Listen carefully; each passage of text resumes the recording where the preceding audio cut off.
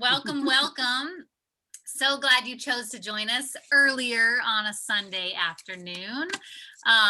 Sarah said go Chiefs. Yes, go all the football people. Good, gonna be fun. We're originally from Tampa, so we're happy to cheer on a hometown team too. But okay, we're so glad you're here. As everyone I think knows, but as just a friendly reminder, Imaginarium is ultimately a space for us to imagine a better world and then figure out how we intentionally make it so. One thought, one conversation, one action, one day, one person at a time. And so that is what we're here to do. And our centering values are the belief in the inherent magic of every living thing and every living person, our connection then to each other and the human family, and to ourselves and the natural world around us. And finally, and equally, our inherent then responsibility then to ourselves, to each other, and to the world around us, and daily for us to remember that and how to live into that together. So we're so glad you're here.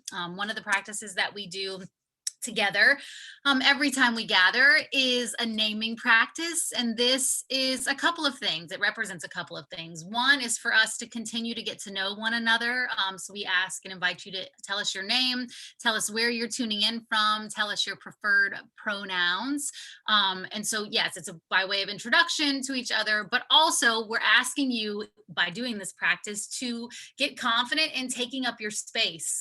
We are a dialoguing community. We are trying to encourage every one of us to take up our space in this world, and also a reminder for some of us who often take up too much space, to take up just your space. And that will play out later in our dialogue time by making sure that you're giving space for other people to talk to if you are chatty like I am. So this is our naming practice, and I'm just going to call you out. I know it feels redundant, but that's the easiest way to do it on Zoom, so you can unmute and introduce yourself. So Nathan, we'll start with you. Nathan, from Lebanon, Tennessee, he, him, his. Lovely. Glad you're here. Hauser. Chris Hauser from Brentwood, he, him, his, and Linda Hauser is joining us shortly. Lovely. Thanks. Malia, so glad you're able to join today. Hi, Malia, she, her from Brentwood. JJ. Hello, JJ Peterson from Nashville, Tennessee, and he, him, his. Lovely. Dougie Fresh is back with us. Hey, everybody. Doug Day, Franklin, Tennessee, he, him, his, and great to see everybody. Alana. Allan Biggs, and I am David, and I am from Houston, Texas. Glad you're here. Sarah. Hi, I'm Sarah Amick, and I am coming from Nashville, Tennessee, and I'm she, her, hers. Lovely. Sherry. Sherry Wilds from Bellevue, Tennessee, and she, her, hers. Lovely. Leah. Hey y'all, I'm Leah. My pronouns are she, her, hers, and I live in East Nashville. Lovely. Andrea. Hello, this is Andrea, Nashville, Tennessee. She, her, hers. Lovely. And Georgie. Howdy, I'm Georgie. I'm from Crossville, Tennessee, and my pronouns are she, her, hers. Lovely. So glad you're here. And again, I'm Melissa. I'm in Franklin, Tennessee, she, her, hers. And this is, come on over. Hi, Cindy I'm in Franklin, Tennessee, she, her, hers. Yay. Okay. We're so glad you're all here, and remember to take up your space this hour. Chris Hauser, you're up.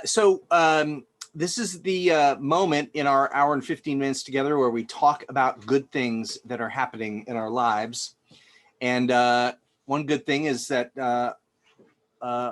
my better half is walking in right now. Hi. And so we started off with a song from, I meant to look up, I think it was Rufus featuring Chaka Khan. So it was not a Chaka Khan solo song. It was the band Rufus.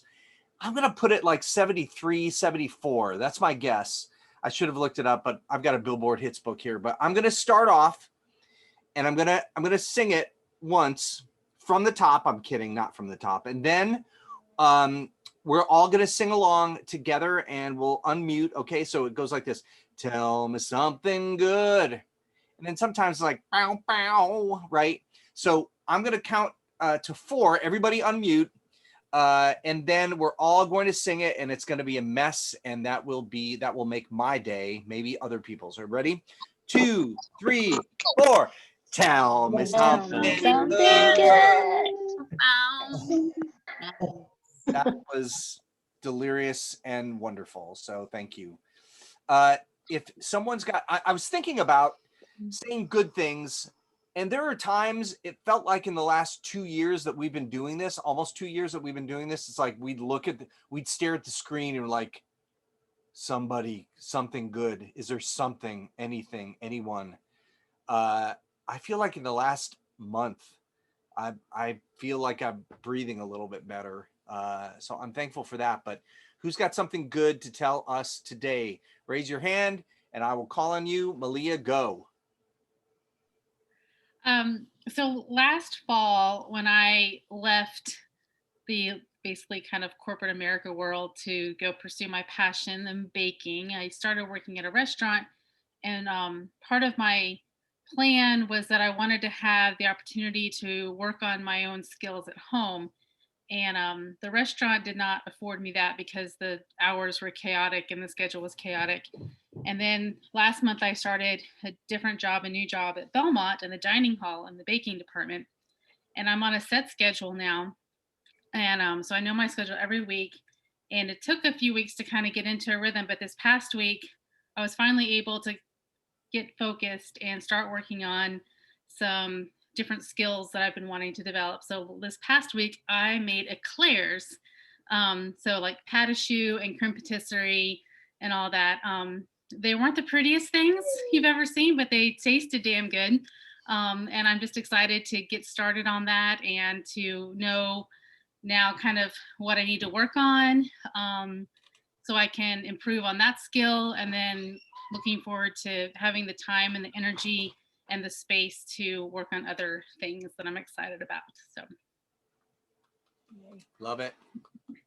Love it. Who else? Who's got a hand raised for me today? Melissa Green, let's hear from you. I am so excited to share. I was trying to pick up some extra money on the side to help pay for all the dance travel that we want to do, COVID willing, when those things open up. So I started substitute teaching, and specifically in Williamson County, they need substitutes in the special ed department. And so I started doing that and love it. I did it 2 years ago and I loved it so much. So I started at Woodland Middle School, which is over in Franklin.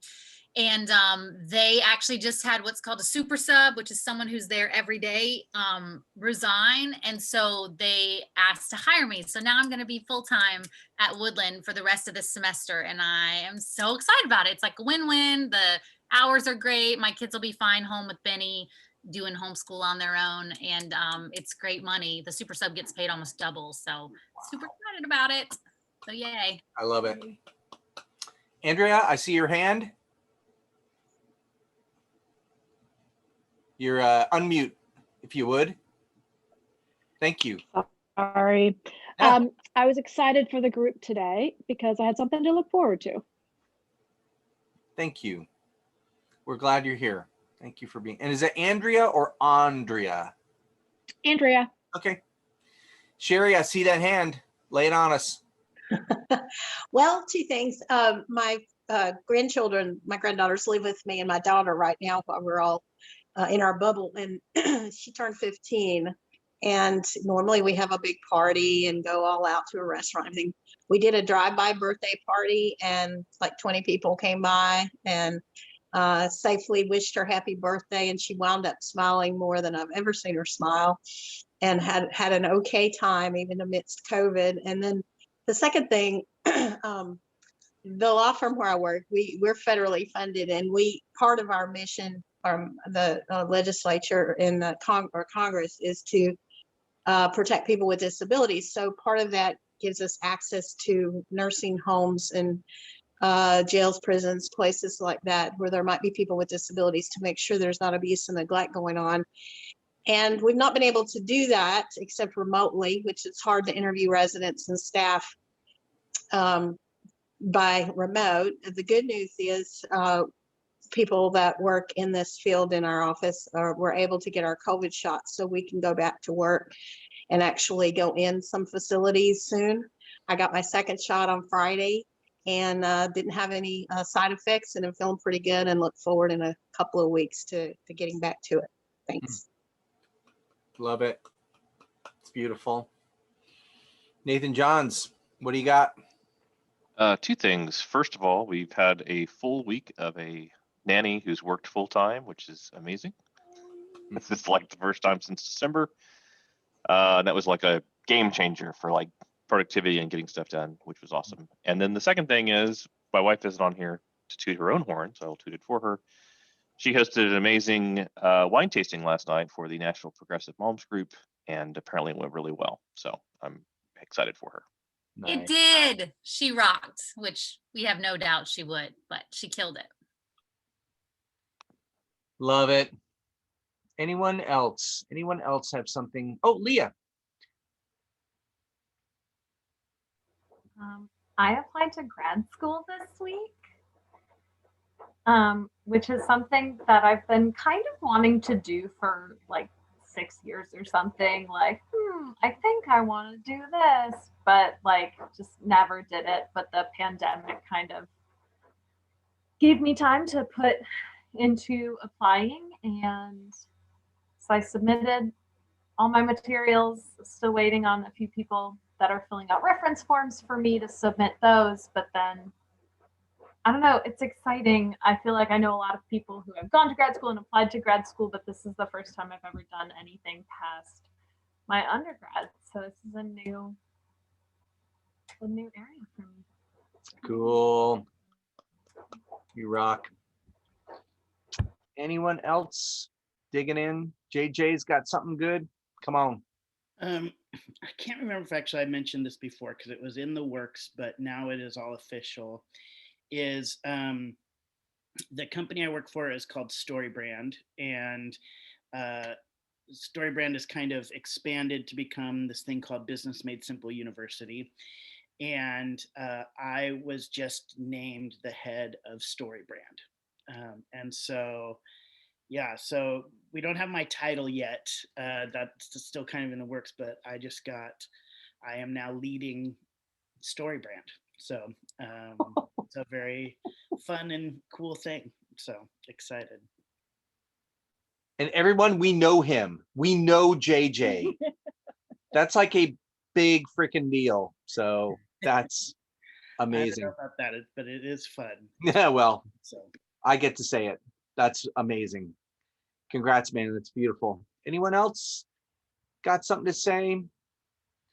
I would say, just in thinking about gratitude and acceptance, we're having lots of discussions in our house just about accepting what is and then moving on into gratitude for what is.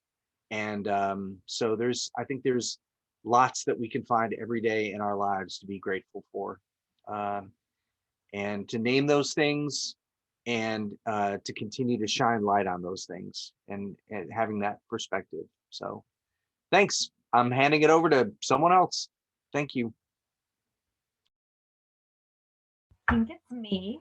Just have to go turn my washing machine off because it would be very loud. So now we're going to do our embodiment practice, which is a chance to relax your shoulders, get in touch with your body, and just focus on being here in the moment and take a few deep breaths.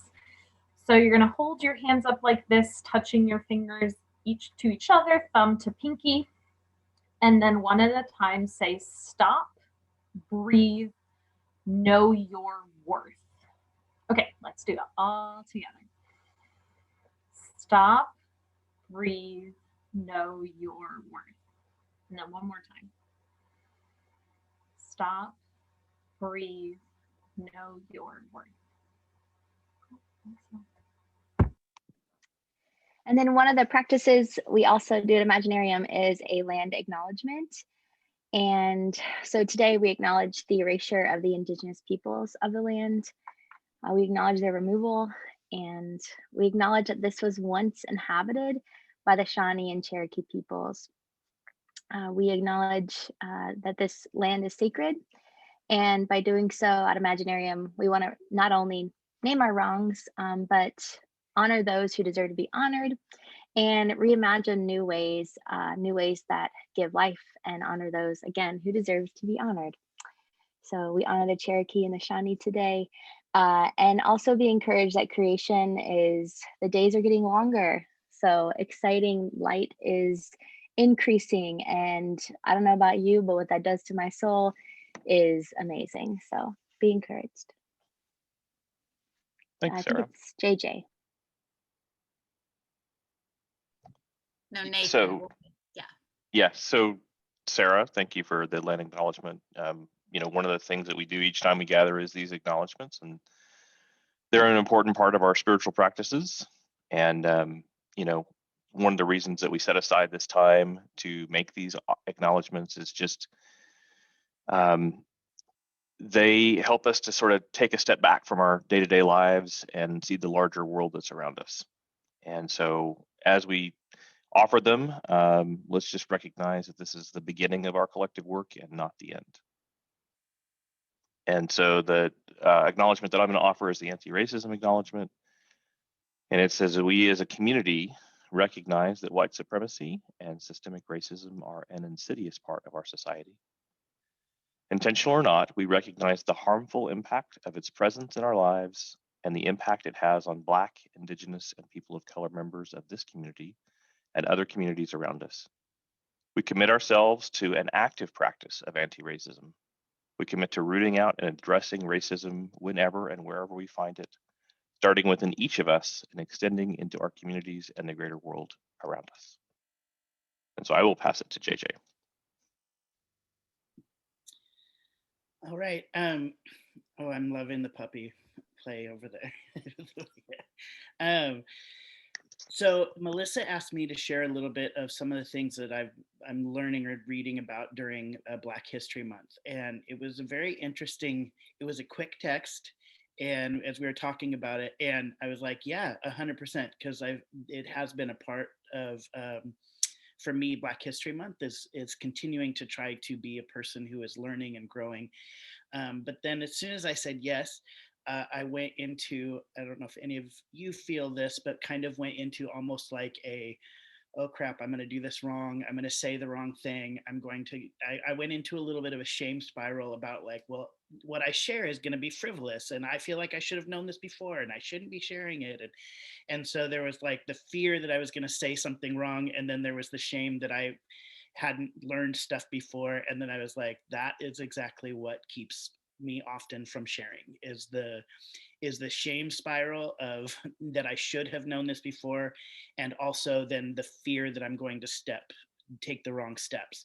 And I think that's part of the learning for me during this Black History Month, even in general, is stepping into and sharing the learning that is happening, even in the midst of some of those fears, and walking in community with grace and humility in all of it, and genuinely trying to have a open-handedness of learning in all of it. So oddly enough, that text was the thing that probably was one of the most helpful in my learning process during Black History Month.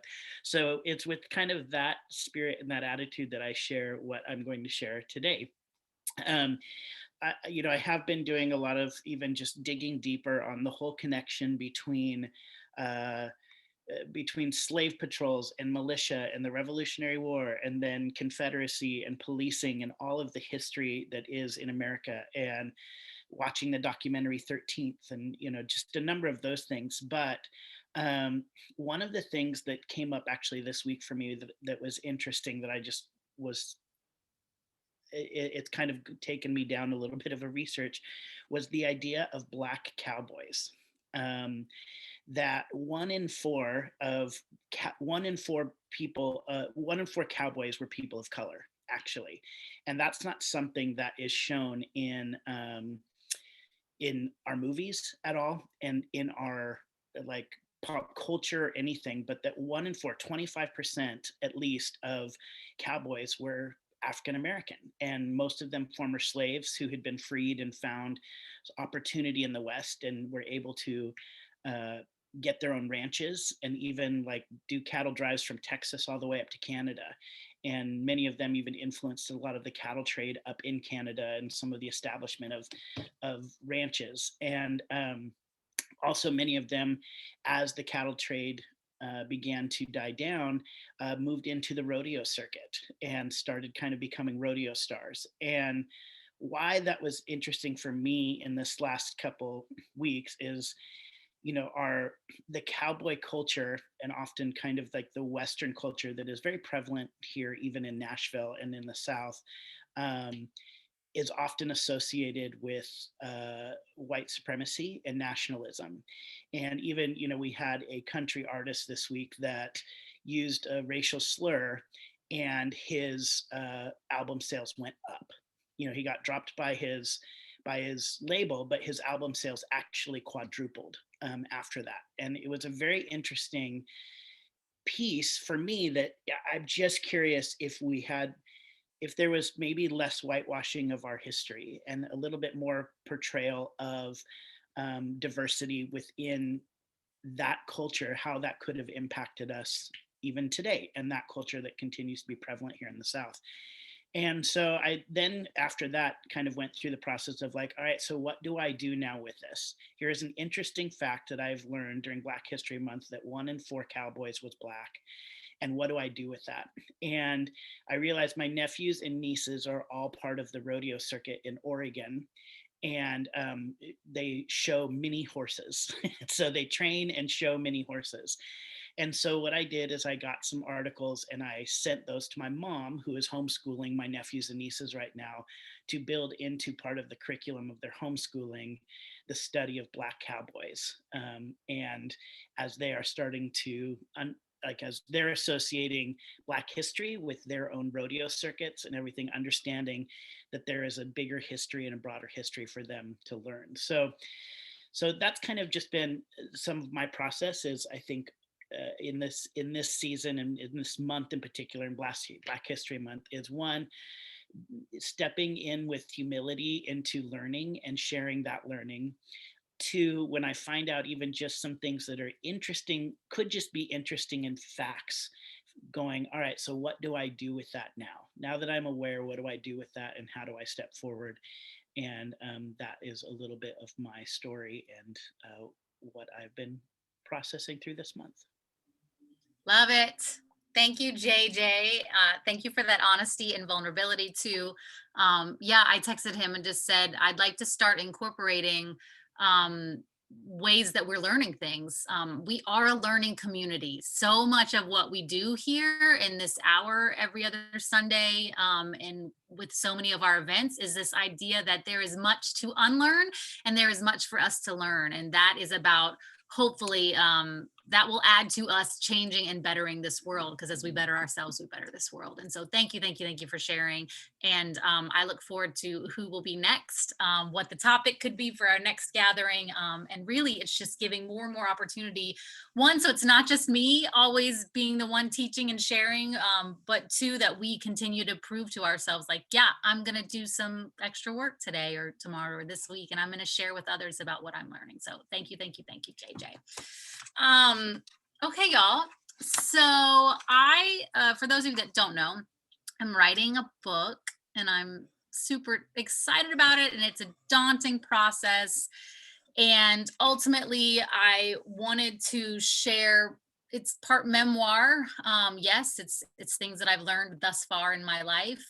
But really, the whole topic is about the ever expanding life. I'm also trying to incorporate different voices within every topic and chapter that I do, where it's not just my story, but it's someone else's who doesn't look like me and who doesn't represent maybe the same boxes that I do, and how these topics played out in their lives too. So, but as I'm focusing on this, I wanted to share some of it with you all, in hopes, not just to get feedback, which I would love, but also in hopes that anything that I'm writing, I don't want to just share it for the sake of myself. My hope would be to share it, that it encourages and spurs someone else on to more expanding too.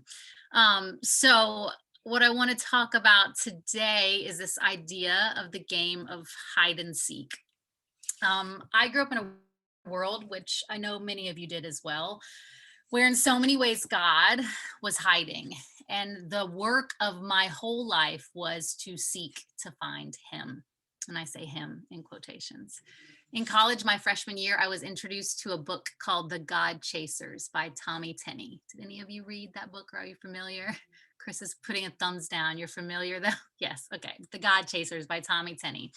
And I quote, he says, "A God chaser is a person whose passion for God's presence presses him," would always be him, "presses him to chase the impossible in hopes that the uncatchable might catch him." It was a game of hide and seek, a focus on an insatiable hunger to know God. My life verse quickly became Psalm 63:8, which states in the King James Version, "My soul follows hard after thee." So this game of hide and seek was at first exhilarating. It was full of what felt like so many victories, ecstatic moments of what I perceived of capturing the divine. Now, most of those moments were when I happened to be involving myself in institutional rituals, the exhaust yourself in worship type of moments, the encouragement to give yourself fully to this game, to let go of any intellectual inquiry, and to trust without judgment the passed down ideas. The ideas that those butterflies in our stomach, that moment when you get the answer to the prayer you've been seeking, that emotional high you felt when singing with thousands of people, all of that, I was told, was my glimpse of catching God. Now, as hard as those moments were to reach, they then quickly passed, because the goal of this game was not to actually take hold of anything tangible, but to keep playing, to keep following hard after the traces of God. And eventually for me, this game was no longer fun or captivating. And it wasn't because I doubted if I had actually had some communion with the divine. I didn't. I feel that I have in my life. It was that my mind and my heart and my eyes began to slowly be more captivated, not by moments inside a building during what was considered corporate worship, nor by moments that would be considered me home alone in my room journaling and praying to God. But I began to be captivated by the world around me and by the humanity that inhabited it. My supposed lifelong game of hide and seek and chasing after God became sidelined by what was in plain sight right in front of me. My trip to the Ivory Coast of Africa in the year 2000, where my mind was first awakened to realize that not only was this game a moot point in the presence of the hurting, but also that my theology, the ideas that I held about God and how God works in the world, was also a moot point on that soil. I thought I was there to initiate people into this game, only to find that the rules didn't apply, or better stated, they were superficial and my efforts were frivolous.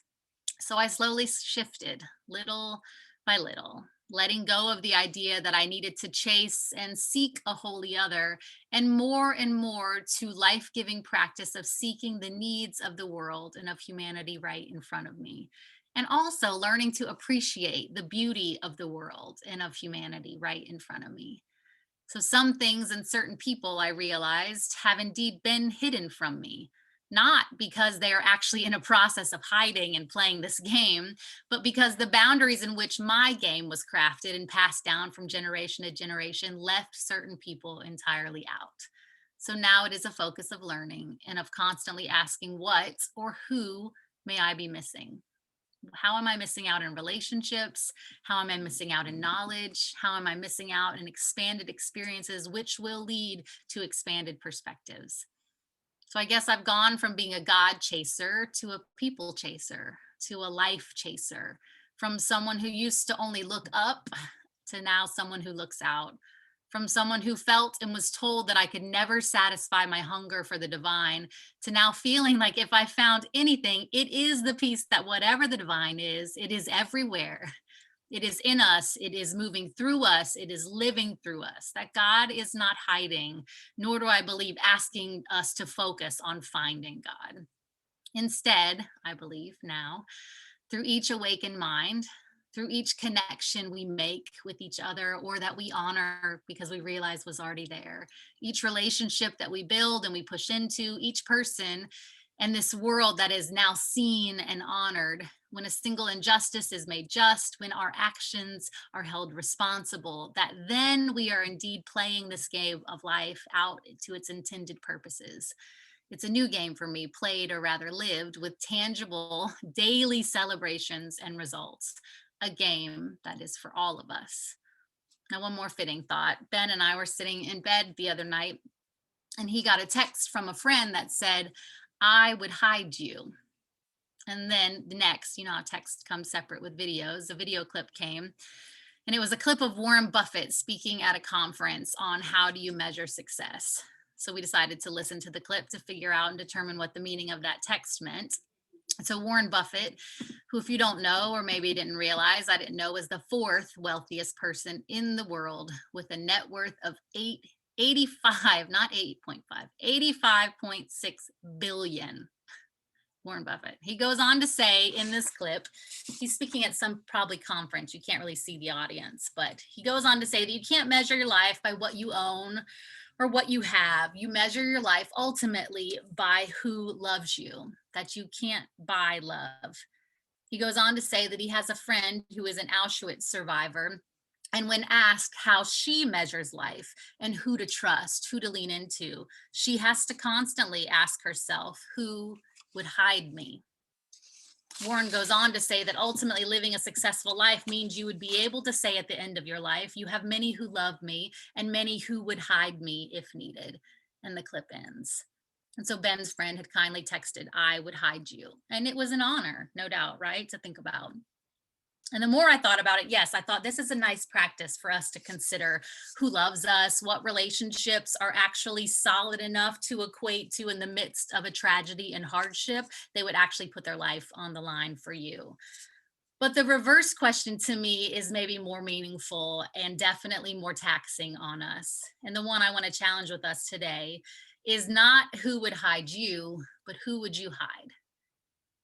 Meaning, who in their deepest point of need would you choose to go out on a limb for? Who, as someone and as people with great privilege, with resources, who would we be willing to fight for? Who would I be willing then to give up some of my privilege, some of my reputation, some of my earnings for? Who would we stand with? These are the questions that I think even today, right now in the world, we need to be asking ourselves. And for me, ones that I'm trying to ask daily then, because as much as my earlier life focus was on chasing after God, it thus then prioritized how I lived my life, what I did with my time.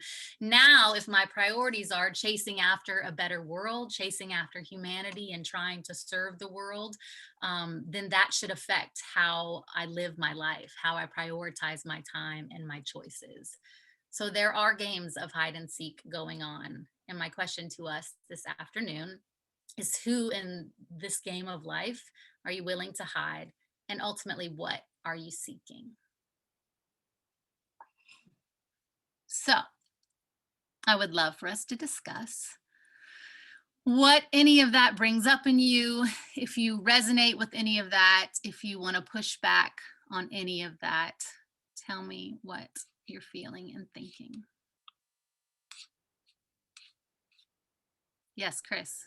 I didn't know I would have PTSD from coming to Imaginarium today, but So sorry. no, I'm kidding. I mean, that's a joke, but whoo boy, the God Chasers, we were vineyard church planters here in Nashville in 92, and it was all about that. And yet we're talking a lot this week about that whole process is othering God, making God an object to be that's not with me, that I'm not a part of. It's something out there.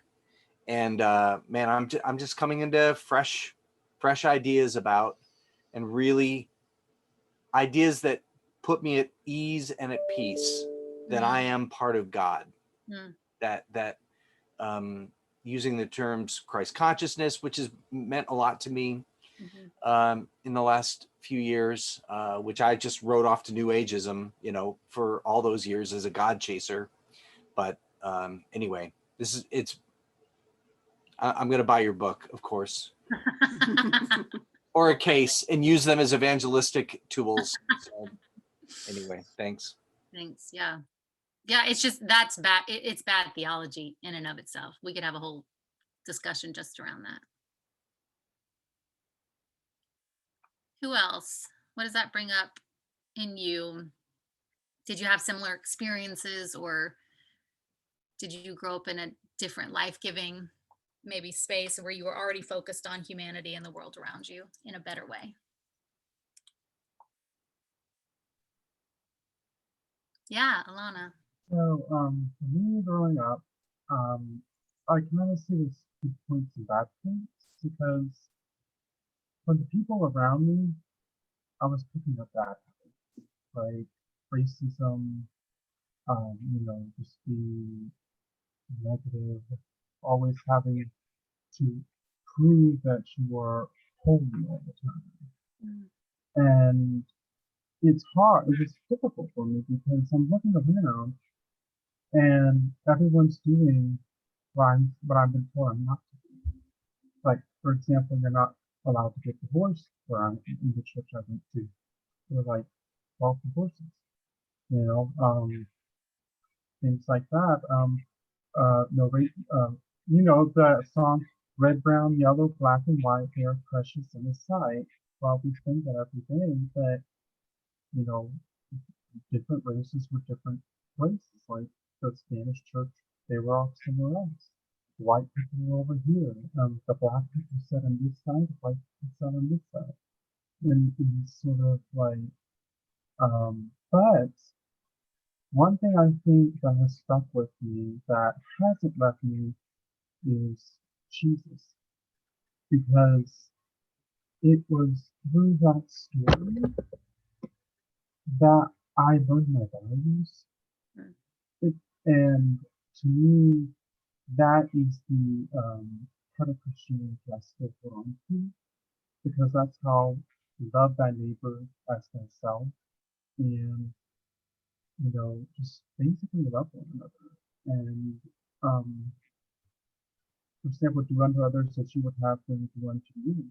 It's sort of like I take that. So many of them thought that if someone did something bad to you, that okay, you could do something bad back. But for me, it was like, no, this is an opportunity to do something good, and you would receive something in return. So so for me, I guess I would say Jesus is everything on this way, because I admit I do still listen to Avalon occasionally. I'm sorry, I apologize, but I do. And they came out with a new album, and I purchased it before I learned the whole story. But there is a song called "If Not for Jesus," and for me, that song does resonate with me because of the lyrics that are in it. Because if not for Jesus, I wouldn't know love. If not for Jesus, I wouldn't know freedom or anything. And I think because I learned about Jesus and how loving and caring He was, and how He would accept me no matter what, that really resonated with me. So I guess for me, it would be that. That's the only part of it I still need to. Love that. Thank you for sharing that. Also, there's no shame in anyone's musical choices. What else, y'all? What does this bring up for you? I think for me, there was a lot in there. Which, first of all, thank you for sharing. I'm with Chris. Like, let's get that book going. I think there was some study I did a while back on the two kind of famous first century Jewish rabbinical teachers were Hillel and Shammai. And so there were the two rabbis that really kind of everybody fell under. You were under the house of Hillel or the house of Shammai. And I can't remember which one was which, but I think it was Shammai. Basically, the whole interpretation of how do you love God, the first commandment, love God, it was be holy. So the idea of the way that you loved God was by being holy. And Hillel was a different school that said, how do you love God? And he said, you love God by loving people. So those were the two kind of, essentially, it was the difference between pursuing God and the holiness of God, or pursuing people and the holiness of people. And those were the two different schools of thought.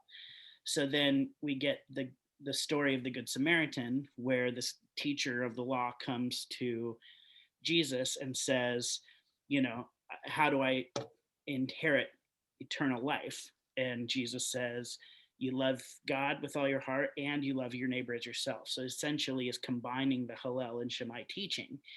But then the guy's like, so I've done all that. And then the response is the Good Samaritan. So the response then becomes, so how do you love and experience God? By loving other people. Like, so the scriptural, the early Christian response to what does it mean to have eternal life, and literally like bring heaven to earth, is to love other people. And the pursuit of holiness is the pursuit of loving other people. And so the true pursuit of God and the godness and what all that means is literally the answer Jesus gives to that. I think that's what that teacher was literally asking, like in that context of like, how do I eternal life, Shammai or Hillel? Who do I follow? And Jesus is like, both. He's like, but I did. So what does that really mean? He's like, well, then love people, like even at the expense of holiness, because the priest and the Levite who were passing by chose holiness over, they weren't assholes. They chose holiness over helping, loving people. And so they literally were pursuing God at the expense of loving people, because they were probably on their way to the temple to lead worship. And if they touched a dead person or blood, they were unholy, therefore could not lead worship, therefore could not pursue God. So they chose the pursuit of God and holiness, over the pursuit of people. And then Jesus is kind of essentially rebuking that. So that whole concept of like, what does it mean to pursue God? Now, obviously, there's a whole bunch of theological interpretations of everything I just said, but the reality for me has become more and more is, what does it look like to pursue holiness, and what does it look like to pursue God? That it means hiding people, being willing to hide people that are unlike you, and in that metaphorical sense, right? Like that, it's that, then who do you hide? Well, you hide everybody. That's really what true pursuit of God and holiness is about, is recognizing the godness in everyone around us and pursuing that. And so I'm a little more House of Hillel. I love that. Thanks for, listen, we're getting very churchy for being so non-religious these days. All the good stuff. I love it. What else, y'all? It seems like to me, like the first part talking about who you're looking at, your acquaintances, friends, relatives, who would hide me. You're almost putting yourself in the role of God, of judging people's hearts, which we cannot do. We have no control over that. And that's not where our minds should really be. And it makes me think of when I was a young, naive newlywed, a couple friend of ours that we thought were friends, were hoping to offend anybody, were apparently into this Amway stuff, and they like convinced us to come to dinner, and I think they grouped friends into potential customers and non-customers, and the non-customers, they weren't really friends. And it feels like you're almost doing that, you're sorting people out yourself on who could help me the most and who couldn't. And that just seems so in reverse to what the message of Christ is, and other faiths also. And so that really would bother me. But thinking about who I would hide, I love that. I love that thinking, and trying to expand that group of who I would hide. Would it be everybody? I would hope so.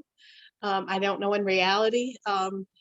I know I would be thinking of, okay, who in my immediate household would I be putting in danger by hiding them? You go there. It's not just always about your own personal safety. Then you have safety of others in your household. but sometimes we overthink things like that, and we sometimes should just do what is the thing we're supposed to do, which is love everyone and take risks sometimes. Yeah. It usually does take a risk when you truly love somebody. Thanks. That's good, Sherry. Thanks.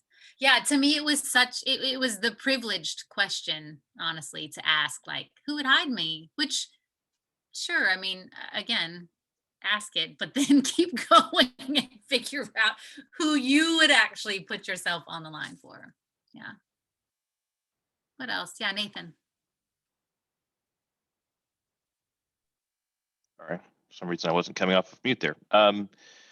So a few years ago, I had an opportunity to sit down and have drinks with Steve Hindalong, and some of you probably know him. And for those that don't, he's written a lot of music, especially in the CCM space. But anyway, we were talking about different things, and the subject of the LGBT community came up, and he was referencing a song that they had put out that supported that, and I cannot for the life of me remember the title of the song, so forgive me. But in the course of the conversation, he was saying basically that so many people walk this like fence, right? So they're on the fence, sort of balancing between, I love these people, but I have to be against this thing. And so like, they're sort of teetering back and forth. And he basically said, as soon as you take a step off the fence and onto the loving and including everyone, your whole life, like peace just, floods in. Like your life, you live your life differently as a result of that action. And I just feel like that's sort of in that same vein of what you were sort of describing about just sort of like, are you pursuing, even what JJ was saying, are you pursuing what is the holiness piece, or are you pursuing people? And really, since God lives in people, like you're pursuing the holiness of everyone as sort of that whole part of God. So anyway, that's what it brought up for me. Amazing. Thank you for that. Who else? Yeah, Linda, yeah. Just a little comment, tying those things in together. When JJ was talking, I just thought, yeah, but that was their interpretation of holiness. That, that the Pharisees made it up, and there's other places where Jesus obviously was pretty pissed at the Pharisees. And so it is a matter of thinking about where God really is, and what we decide for God he is, or she is, or it is. All of the definitions when we try to box God in and then pursue that concept that we have of the God that we made up is where those people got off base completely. And Jesus came and said, hey, no, look at those guys. But he says it all in code, which he was just such a master of. But I love that idea. The Father and I are one. That wasn't just Jesus. He told all of us that, and it just struck me that it was just so much. They were pursuing their own idea of holiness, not necessarily holiness. And then what Steve Hindalong said as well, just the idea of once you get off that and you go, it's like your soul gets to expand beyond the little box you were trying to keep it in, and you're not afraid of doing all those things wrong again. And it's just like, and if you go with that, you realize, wait, this is where God is and was all along.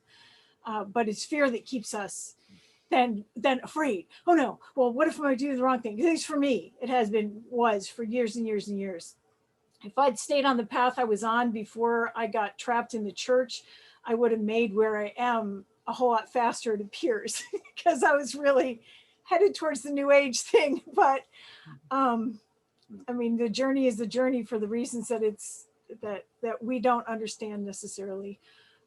But while I have the microphone, so to speak, I also wanted to go back to what JJ was saying earlier about Black History Month stuff. And during one of our Wednesday happy hours, we were just like talking about shooting the breeze about Saturday Night Live of all things, and there was a skit, and Leah pointed out something to me that I had to think about later, and really grasped the whitewashing of something. And in the skit, it was a playful skit about how Georgia had turned blue. And so it was set up in a diner and everybody had a Southern accent, but it was pretty much all white people. And Leah pointed out it had really bothered her, because in reality, what turned Georgia blue was that Black people got out and voted. So it was their victory. And here it was whitewashed. And I don't think anybody that wrote the skit on Saturday Night Live was trying to take that away from Black people. And yet they did. And I guarantee the writers of that skit were white. So it's like little subtle things that we just don't see, like the Black Cowboys. It's like we just assume everything was done by white people because that's what we see. And yet it so was not done. It was done with all of us together, and we need to start recognizing that. So that's all my Linda out. Linda out. I love it. Thank you for all of that. Amazing points. Malia, Dougie, Andrea, Georgia, y'all want to add anything? Leah, Cece. She's like, no.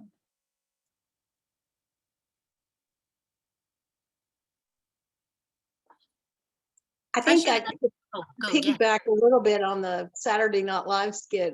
That is disturbing, and I don't think I saw that one, and I might not have even noticed. I think that's very perceptive to notice that, because that's pretty important. I do remember in 2016 there was a skit on Saturday Night Live where a bunch of friends are sitting and watching the election returns, and when it becomes evident how the election was going to go, all the white people act shocked, and the Black people seemed not shocked and at all that many people would go that way. And to me, that was kind of eye-opening. I thought, yeah, I would have thought everybody might have been shocked. It was something, but that was pretty eye-opening too, because I think that kind of hit the nail on the head, because many of my friends of color were not shocked when I actually talked to them about it, that it came out the way it was. And I realized how blind I had been to what I thought was a very small minority of people was really quite large about how some people feel about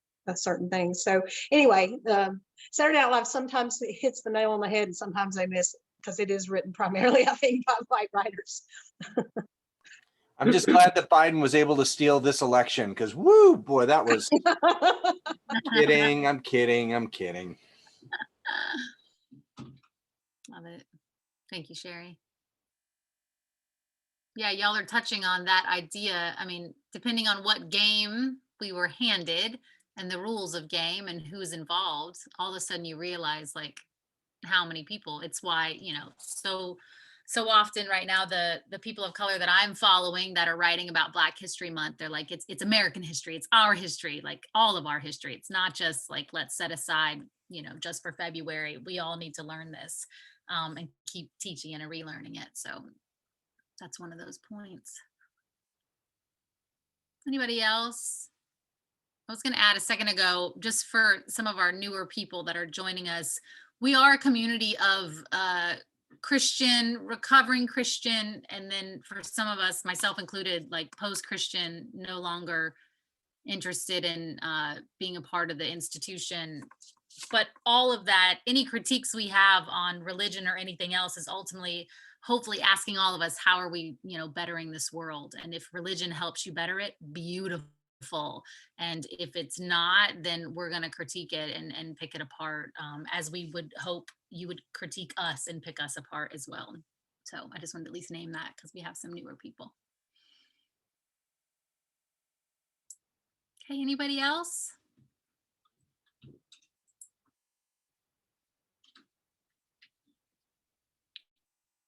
Okay, lovely. So I hope you'll think about it, though. I hope you'll think about what game was handed to you. Ultimately, what are you seeking, and who are you willing to hide? Let that not just be a 1 hour on a Sunday afternoon conversation, but something that we will continue to consider together and keep each other accountable to as well. I wanted to play us a song. If any of you are doing, we emailed out, I guess it was 2 weeks ago, I think, on the community email, or it might have been during Malia's Delight email, but we emailed out that you could be a part of a daily push this month from Anti-Racism Daily, and they're sending out some incredible content. It comes out in the evening.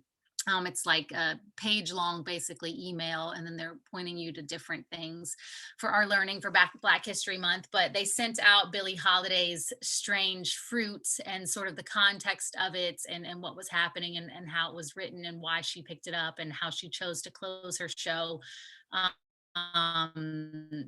with every concert she did after she recorded it, even when people told her not to, which I just love. She's badass.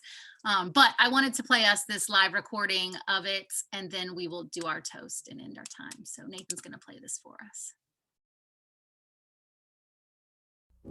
Southern trees bear strange fruit.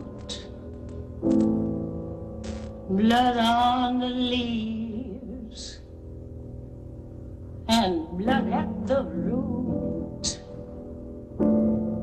Black bodies swinging in the southern breeze. Strange fruit hanging from the poplar trees.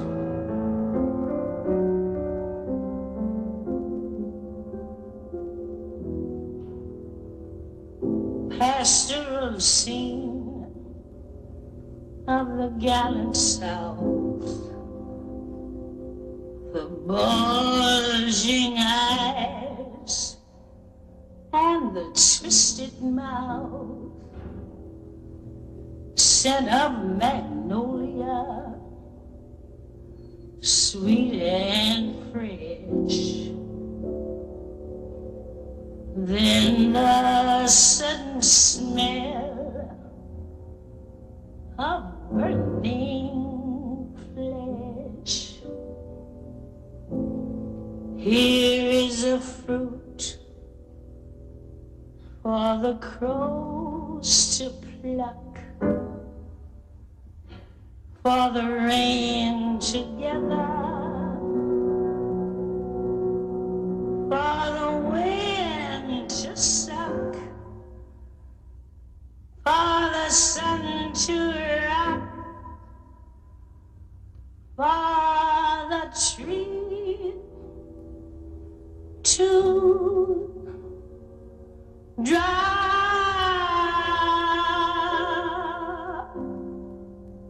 Here is a strange and bitter cry.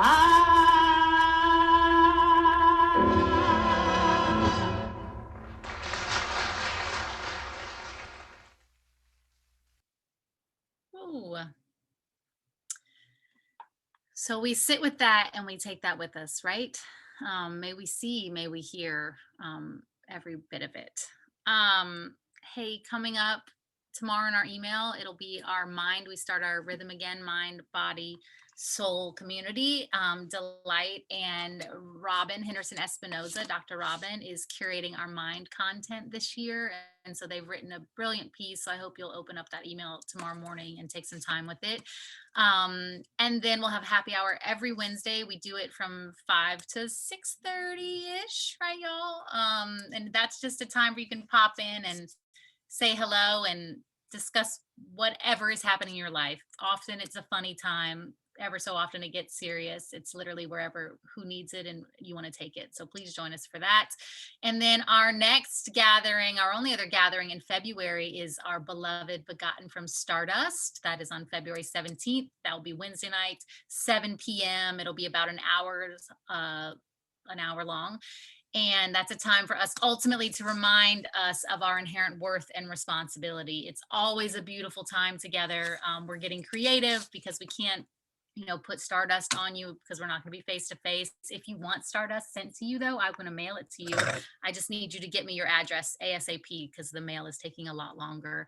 But otherwise, you can join us and there will be alternative methods for you to still be involved that night. Hey, thanks for being here, everyone. I hope you'll come back and join us again. We end our time with a toast. I should have said that earlier, but maybe you read that online. So if you have, whether it's wine or water, doesn't matter. Ultimately, we're toasting to life. And I wanted to read the words of our new poet laureate, Amanda Gorman, from her beautiful poem that she read in the inauguration. But she says this: there is always light. If only we're brave enough to see it, if only we're brave enough to be it. May we see it and may we be it, friends. Thanks for being here. Cheers.